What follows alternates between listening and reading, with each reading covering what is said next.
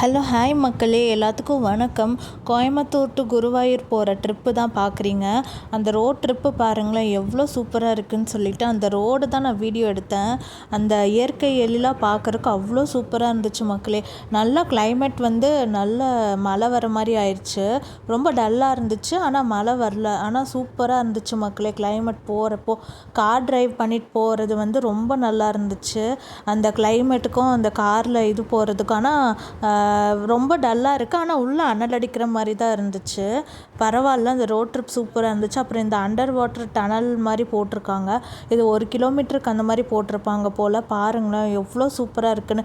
என் ஃபோனில் தான் சரியாக கிளாரிட்டியாக வரல, இல்லைனா கிளாரிட்டியாக வந்திருந்தால் நீட்டாக இருந்திருக்கும் அது பார்க்குறக்கு.